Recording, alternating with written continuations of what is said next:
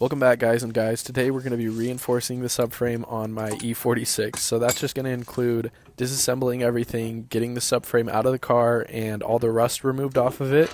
Then I'm going to paint it and add in all brand new bushings, as well as welding in some new reinforcement plates so it doesn't crack again, and welding all the current cracks to clean them up. But first, enjoy this clip of me trying to get the differential out with a jack because I thought it would just flawlessly drop down on it, but obviously nothing's easy, so here you go. I'm not the imposter, it's all in your head. If I was the imposter, then you would be dead. Alright guys, so here's the progress I have down here so far. I've dropped the exhaust off of its hangers, and then as you just saw, I removed the differential, which the previous video shows you that entire process if you want to follow along. So now the next step is to remove this lower and upper control arm, and then the subframe should be able to just drop out. Another thing I forgot to mention is you need to pull out the e-brake cable from the subframe since it holds it up in there kind of, and this one is extremely stuck, so I'll let you guys know what I end up doing with that. So the next step, if your e-brake cable doesn't come out like mine did, you want to take out your engine mounts because it's supposed to be an easy job, and then realize that both of the brackets were snapped, and then even better, you want to realize that there's two of the bolts that came off of the bracket that's broken that are still stuck in the engine block. So in that case, you want to go on vacation to clear your mind. So let's do that now. You're trying to find me, so hold your breath. Alrighty, now that that's done, we came back and the subframe is magically out, but actually it didn't magically come out. It was a pain in the ass and I had to cut the brake wire that did not want to come out. So the next step is to remove all the rust and the old bushings in order to install the new ones. So I'm just banging it with a mallet like this, and then I'm taking a wire brush to kind of scrape off all the excess rust that's on there right now.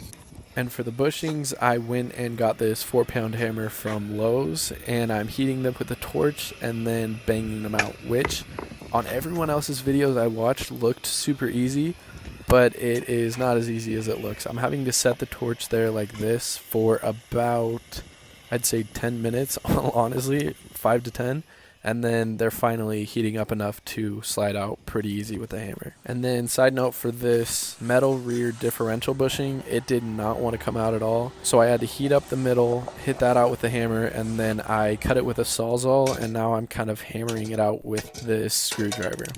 And then the last step before we can paint is taking this wire brush and going specifically in the middle of all these to get out all of the melted rubber that's left in there, because the bushings won't push in easy if they're still left in there.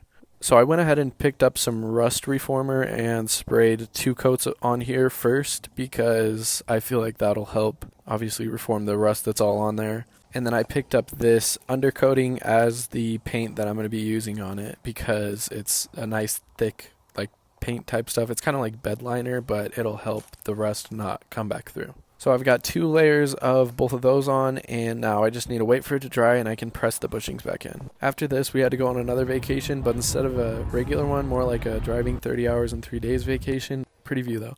Alright, I ended up pushing the new bushings in to the subframe without recording anything, and it sucked.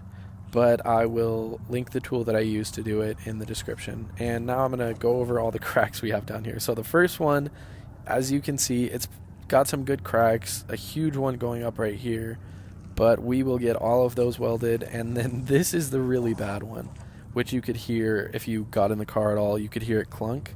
And obviously you can see that it completely ripped out of the car, with another huge one going up right here. So we're going to have to hammer that mounting piece back in and then check out the next one. This is probably the best one. There was no visible cracks. I am going to grind it a little bit more just to check.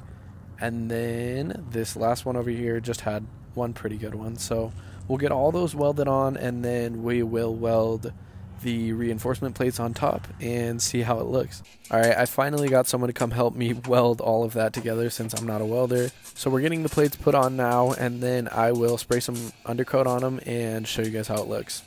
Also, here's this piece. I finally got it lined up. It took a ton of tries just hammering things back together, but I think this is going to work pretty well. I went ahead and just tacked it up here for now so that if it's off place we can easily take it off. So here we are. I have primered and sprayed some undercoating on everything, and this is what the plates look like welded in. I did have to do some grinding to make it flat so that the subframe will fit flush, but I think it is going to hopefully hold up pretty well and not crack again.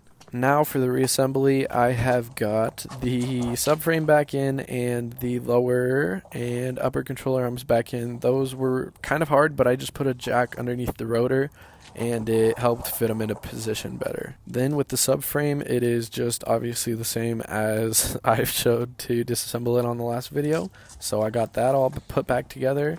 And honestly, it's just the exhaust, wheels, and that's about it. So now we've got it all put back together. Taking it for the first drive feels pretty good. Obviously there's still stuff that I need to replace, like the bent tie rod in the front, but other than that, it's driving really good and I hope it doesn't crack again. Thank you guys for watching. Follow along with the build. It's going to be insane.